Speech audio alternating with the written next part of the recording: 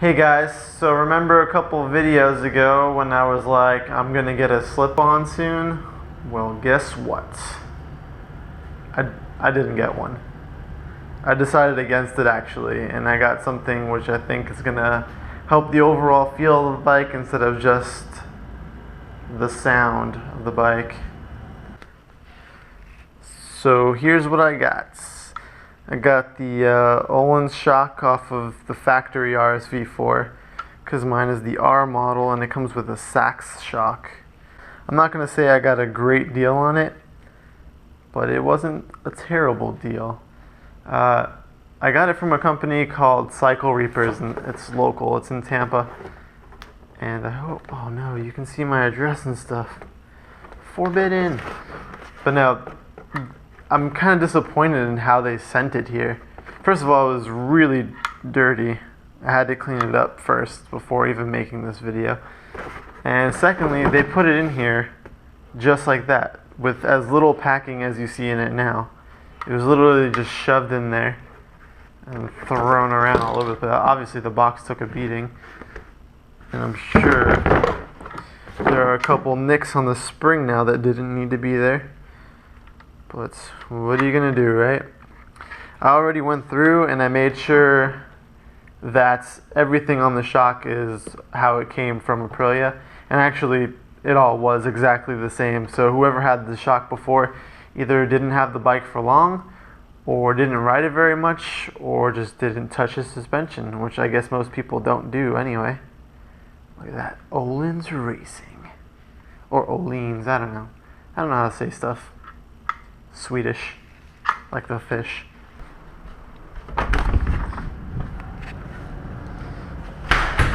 Alright, so I'm kind of just going to dive into this. I don't really know the process I'm supposed to do. I haven't even really looked at it yet. But there's my Sachs shock right there. Hopefully you guys can get a good look at it. Everything's still warm because I just rode it home from work. I'm just going to use jack stands on the rear sets because I have fixed peg rear sets.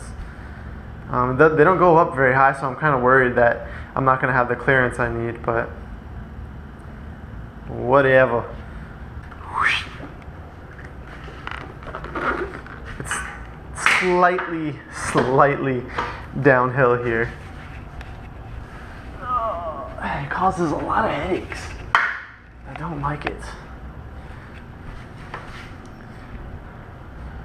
So what I'm going to do, I'm gonna take some wire. I have like some assortment of lengths of wire that I use to hold up like the calipers and stuff whenever I need to do brakes or just take off the front wheel. And I can tie the front brake up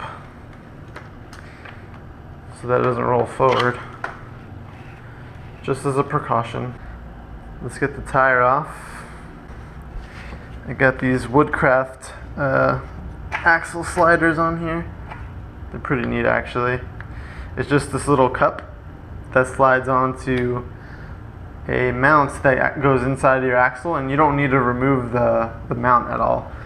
I kind of want to play music, but I don't have to worry about YouTube shutting down videos because I played music during their fucking video. This grease is looking pretty shitty.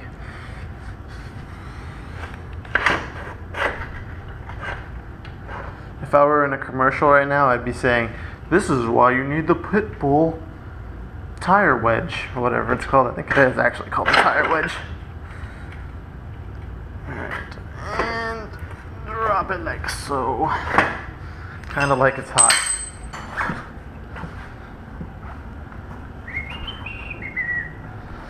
I also know that I'm going to need to pull up the side panels, so do it to it.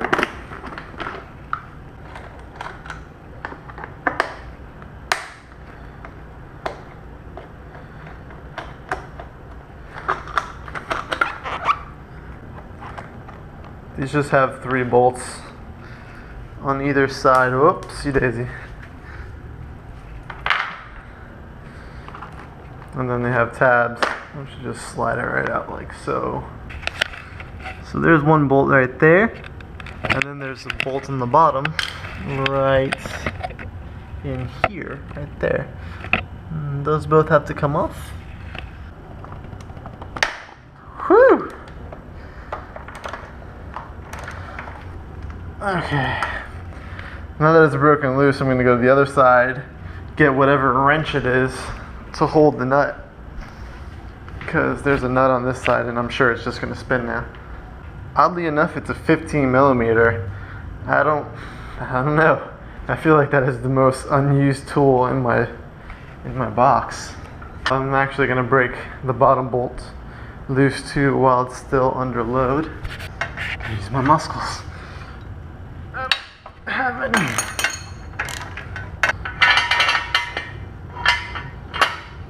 Alright. Slowly but surely. No way. I have to pull the freaking slip on for this? You have to be joking. Okay, bottom bolt is out of the shock. Bolt out. Okay, so I got the top bolt loose enough to where it just came out easily. Let's make sure you guys can see this. But this is where it matters. It kind of sucks because I had this one pretty dialed in. At least I thought I had it pretty dialed in for myself.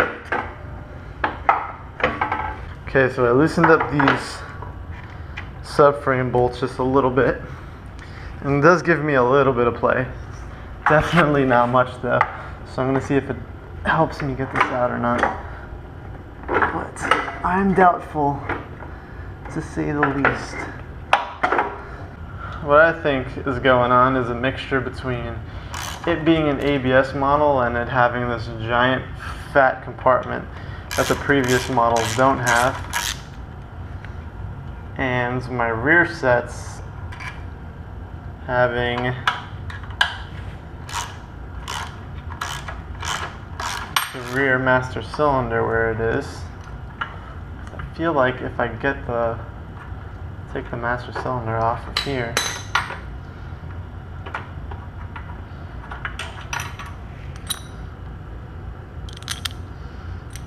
I'm gonna have to reuse Loctite on that too. I feel like if I move it a little bit, that might get enough room. No, come on. Oh, it's so close. It's so close. I got it. I got it. Victory. Well, my friends, that was a bitch. Wow. It's extremely, extremely tight fit in there.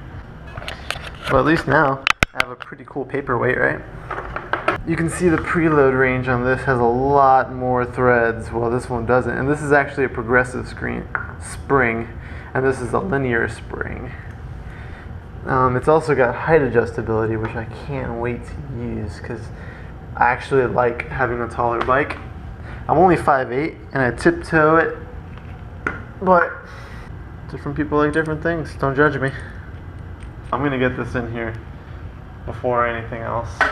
So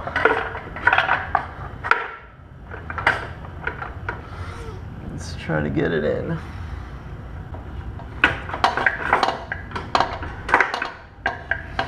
Yay, got it in. Alright, so now that it's in there, the fun can begin. Tighten these up. What's up? The new one's already in. Let's see that. Alright.